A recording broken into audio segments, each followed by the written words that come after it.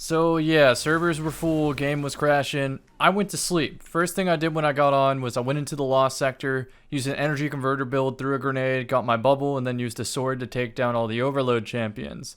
And that's pretty much how I did it. I just farmed a bubble, threw bubble on top of champion, killed it, and then farmed the boss the same way. I got no backup plans, that's why you clicked on the video. Yeah, these things are busted. I've never even got a kill with them before, but I can tell you for a fact, they're busted. No, my kill. Just like that, an overshield. I'm nuts. These should not be in the game. I'm not overreacting.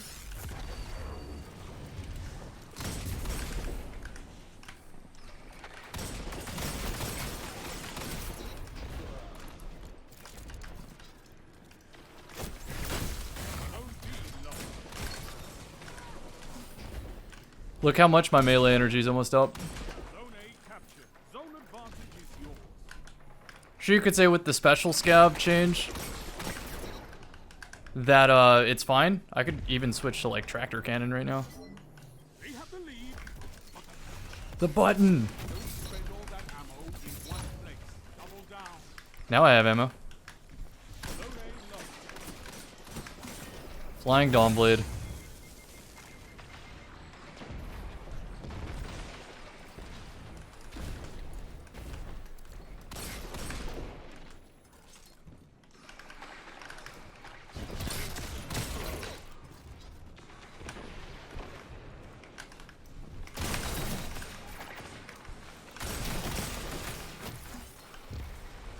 $39.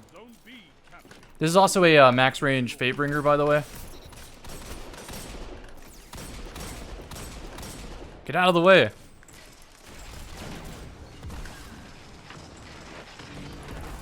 I'm just making this video so everybody uses this thing so it gets nerfed really quickly. It's my main goal. First game on too, so I apologize for a very weak shot right now.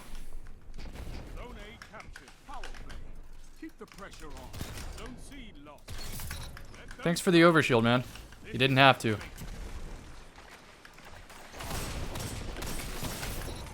Vex now gets a lot of bonuses.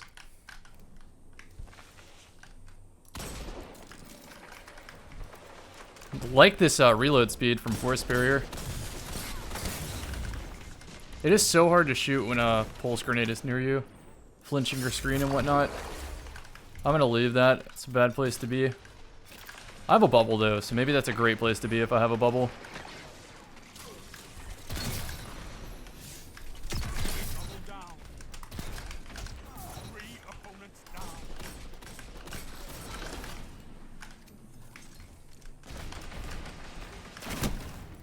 Unfortunate. Didn't exactly have the jump height I needed to not clamber there. I should have also thrown the bubble, but I was distracted by the fact that I almost had a 7th column set up. Of course, I recommend duality. Feel like that gives you the most probability of a shoddy kill. I probably could have got that kill into the bubble as well. We're about to mercy, aren't we? Yeah, I've seen enough too. I have seen enough. Ladies and gentlemen, the no backup plans. It is as good as they were in Destiny 1. You could also use, not Bomber, but, Outreach. Yeah, that's what I'm going to use next time. Throw the barricade, get extra melee energy, and then go on tears. This is going to be in 6s forever until it is nerfed. You're going to see this every single game. The problem is average and low skill players don't really have a defense against the shotgun. Just not as adept as at the game. And so they're going to die to these players using no backup plans. They're going to get an overshield, and now that's your problem. I don't even know what this is. It's an auto rifle, though. I'm going to just delete it. I think I'll stick to the next game. Yeah.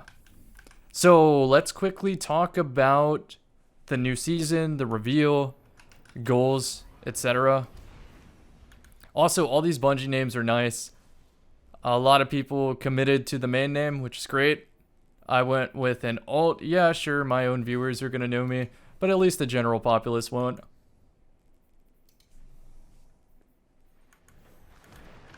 Ooh, not what I wanted to join into, but we'll take it. Yeah, never mind, not talking about the new season. Just jumping into it.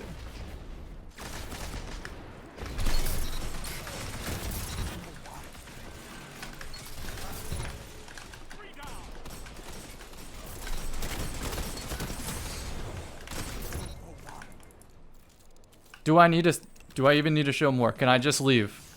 Can I get a thumbs up on the video? Can I just be out of here? No, it's not me, it's the exotic.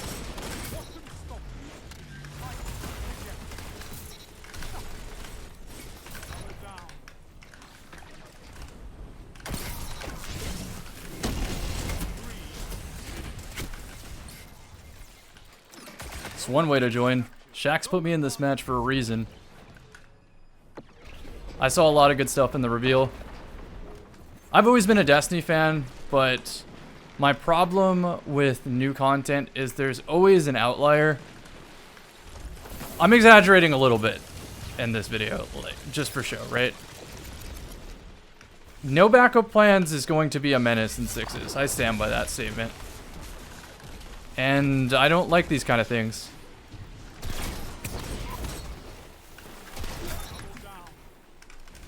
I'm not having to put myself in melee risk to get an overshield. Sure, you could say, but what about Dune Marchers? What about Dune Marchers? They got nothing on this.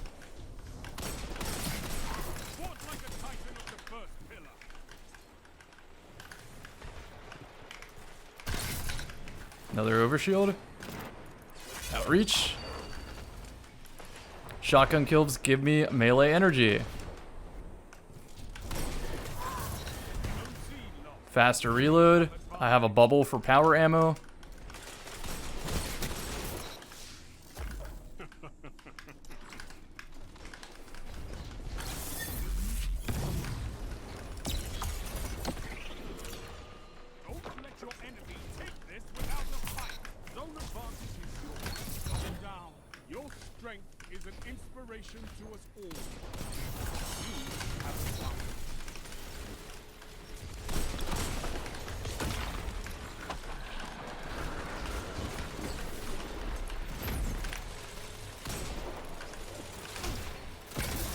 There's my overshield.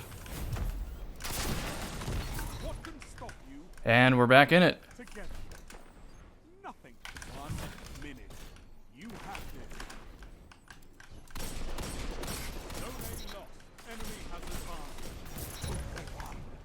What do they accidentally enable power?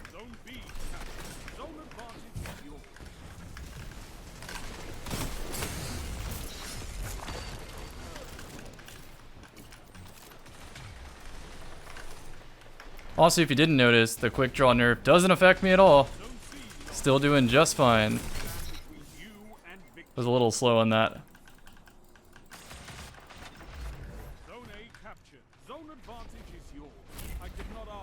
Okay. 2 fantastic matches with a very powerful exotic. Seriously, first 2 matches on, I don't think I need to say more. The advantage of these is you get a very thick overshield for not being in melee distance. You don't have to put yourself at risk. You just have to aim slightly with a slug shotgun. This is going to run 6s for a very long time. Third time I've said that statement, I stand by it. So now let's go over the main recap. There's a couple things in the season I'm excited for. I've had bad luck with frozen orbits, so the prophecy weapons, including the sniper rifle, is going to be amazing. This can get ricochet rounds on a 50 zoom, with snapshot, with slide shot, so it kind of works like my auto-loading holster. It's just not a void sniper, which is important for Gambit because you can finesse extra special ammo with the charge with light mods. Please let me exit. Please let me exit. There we go. Oh, that's not my max range Fatebringer. That's my mix mode. Let me show you the max range. Maybe that's why the handling felt so good. Because Eye of the Storm was always active. Here is the max range. I'd have had Killing Wind active, though. We'll see. Okay, so new season. Obviously, there is no backup plans, Radiant Dance Machines, and I have no idea what the Warlock got. Let's discover this together. Nothing Manacles. These might be pretty cool. Maybe I farm those next. The Dance Machines, I'm going to use on Stadia. Sounds a little weird.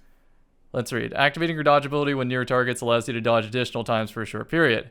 If I have mouse and keyboard on a console pure lobby, I'm going to Tasmanian Devil all over the place with these, and it's going to be hilarious. I mean, yeah, that's about it. My main season build, I'm not using the no backup plans. As good as these are, I'm committing to flashbangs on Top Tree Striker. I didn't stutter, by the way. And that's my build. Pretty nuts. You can have 15, 20-second grenades. You get 2 of them. A shoulder charge for mobility. The best gun in the game, in my opinion, is Dead Man's Tail. So I'll be sliding around, shooting people in the face, and then shoulder charging in other directions. It's a build I've played forever, but it now has extra relevance with what my teammates have been running. So that's why I'm on this. I've also been running Healer Warlock. Show you that. Is it funny that like none of the new content excites me, but the way that they've rebalanced the game in the sandbox so I can use all of my old favorites again? It's almost as if replayability is better than new shallow content. And what the reveal stated is that it's looking like we're getting some very meaningful content like weapon crafting. Let me actually pull up my tweet of the highlights because it's been one entire sleep since then. It still hasn't sunk in for me. Okay, so there was a first-person melee weapon, which is how I thought swords always should have been. Craftable weapons, which means you can deterministically work towards the exact role you want. Like if, for example, I wanted a range masterwork here and accurized rounds here, I could work towards that. That's amazing. And I think a proper, very strong crafting system can set Destiny up to be replayable for years and make every piece of content in the game meaningful. But it has to be the right kind of system. I actually did not plan to talk about this in a vid, but I do have some files offhand for Phantasy Star Online 2 that shows what endgame of fixing looks like. So, just for an idea, imagine that each of these weapons is a different Destiny weapon. Like, here we have, let's open Dim. Here we have a multi-mock, a dire promise, a bottom dollar, a frozen orbit, and a glacioclasm, all with very specific perks. And I'm sacrificing them into my main gun. And each of the perks that were on those original weapons has a certain percentage transfer chance. And under certain circumstances, like masterworking a specific weapon or getting 10,000 kills with it, it guarantees transfer 100% of a perk. And now I'm trying to combine 8 of those perks. And on Destiny weapons, let's just count real quickly. How many things actually appear? 1, 2, 3, 4, 5, 6, 7, and then I guess the mod. Sometimes you have 8, but it's close enough, right? So you kind of get the idea. The reason that this crafting system is good is because these base items, these original fodder pieces, I have to play different parts of the game to get these items. And then I have to use other items to get perks on those items to ultimately throw into my final item. If you're not looking on screen, it's not going to make sense, but at some point, I had a 55% chance of a perk transferring, and this costs like 200 to 400 mil in-game currency every time I fail. And guess what? Let me show you the failure. I failed. So I actually failed twice on this, but I got it the 3rd time. So that's all that matters. You will beat the statistics. In Destiny, you cannot beat the statistics of Frozen Orbit. You can't. It's just too unlikely. Anyhow, let's talk about the build and why I'm excited. I'm playing Healer Warlock again. I am using Boots of the Assembler with Illumina, trying to punish camping. have a pretty fast team tempo on how we push with radar manip and stuff like that. And if the enemy decides to sit especially back, we're just going to power up with Lumina. So that's an option. And Grace also got updated to handle stasis better. I'm super excited to run this again. Top Tree Dawn, I haven't had my hands on it, but I do want to see what I look like on the radar. So I'm going to quickly go into a private match. What else am I excited about? Let's go to Light GG. I know I'm combining a lot of different videos, but if I don't make this kind of video, then I'll get asked about it on stream all day. So no backup plans while you clicked on the video, and then for those interested, the rest of the season. And then I'll make another video that's a little bit more thoughts collected on this sort of thing. Okay, so Skaithlock, legal action. I think that's a slug shoddy. Even if it's not, I'm not too crazy about it. Darkest Before, I want. A Sudden Death, I really want. The Comedian might have a decent role, but I remember I wasn't impressed. So Darkest Before, I'm going for... There's so many good roles on this. Surplus Elemental Capacitor to start. Maybe Full Auto Slide Shot just to have the OG, and I'll keep both of those in my vault. Okay, a Sudden Death. Why do I want this one? Because I think Frenzy might be kind of nuts on this thing. You go Threat Detector Frenzy to get the fast swap speed. Because I usually don't lead with the shotgun, unless of course I have no backup plans. Normally shotgun is for specifically close quarters, and I try to play wide angles and switch to the shotgun for the cleanup. And if I'm doing that, Frenzy is kind of the perfect perk. All you have to do is be in combat every 5 seconds for a total of 12 seconds or something like that. And it's a free damage bonus, and more importantly, a free handling bonus. So I'm very curious to see how that plays out. And even if it ends up not being good, of course, Pulse Monitor can do that kind of thing, but just not on demand. And then Surplus and Elemental Capacitor can be a true quick draw on Arc classes, which I do play a lot of. Long Walk has Ricochet rounds. Super excited about that. Snapshot, of course. And I think it caps at 68 handling or 58 handling, something like that, which is good because if we go to D2 Gunsmith, while the Frozen Orbit caps at 50, the Succession can go a little bit higher. Yeah, okay, Succession goes 2 higher at 60 to the Long Walk's 58. So I can make identical snipers if I go something like Snapshot with Reconstruction. Of course, it's going to be very difficult to get the 5 out of 5 God roll here. I'll take Slideways too, but that will affect the handling of the gun. Anyhow, I'm willing to grind this out if I get the Long Walk to match it, but I'm crossing my fingers for the Frozen Orbit because I, surprise, surprise, kind of want to play some Gambit. Alright, let's go see what I look like on the radar.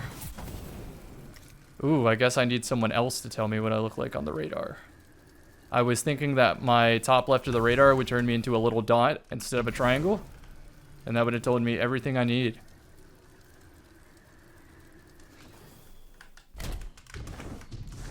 This is still fast enough.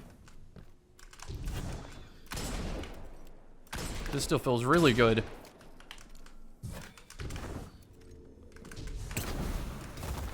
Melee looks a little more spread out, which is great.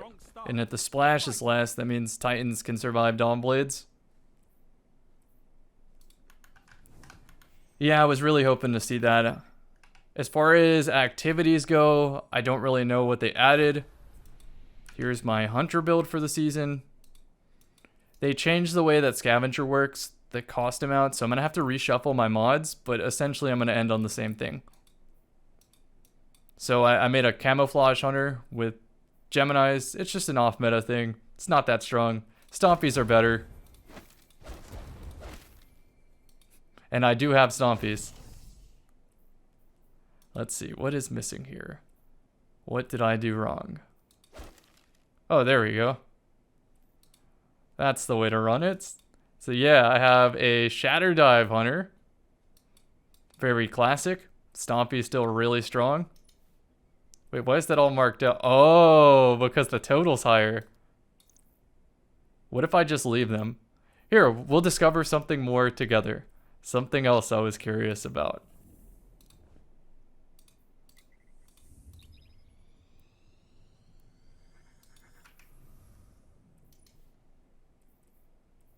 Let's take one of these off.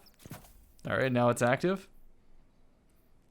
You may remember that year 1 class items have scavengers. Drop some green. Do I get 2? I do get 2. All right, do I get 3? Where is shotgun? Here we go. All right, still 2.